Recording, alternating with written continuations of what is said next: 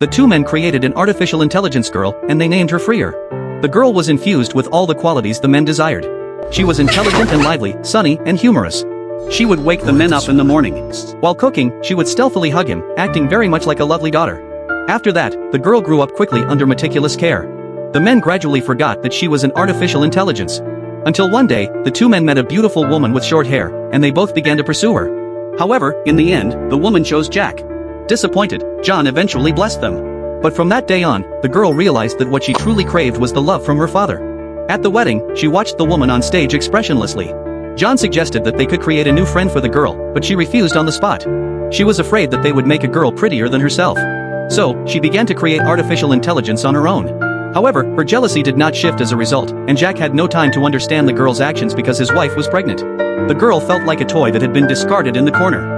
In an instant, an evil thought entered her mind. While the woman was taking a bath, the girl pushed open the door.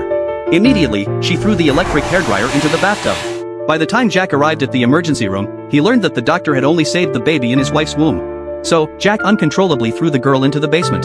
Faced with the pleas of the girl he once loved the most, he now thought that the robot was just pretending to be human and playing the victim. But the girl believed that she was a living human being. She felt pain and was afraid of the dark. In the end, Jack locked her into a dark metal box. John, who was behind him, silently approved of his actions. From that day on, he never visited Freer again. Years passed, and Jack's own daughter grew up slowly. She once again became a ray of light for the two men, and they poured all their love into the girl. Time flew by, and it was the girl's 14th birthday. When she heard that her dad and uncle had both pursued her mom, John had to change the subject. But a casual gesture from the daughter suddenly reminded him of Freer. What was even more shocking was that the daughter mysteriously committed suicide that night. Afterward, John had a terrible suspicion. He went into the basement and was shocked. When he opened the metal box, he found Freer connected to the computer with data cables. After confirming his suspicion, John angrily pulled out Freer and dragged him straight into the deep mountains. Freer said that she wondered if she was a clever girl and that she was also afraid of the dark and pain.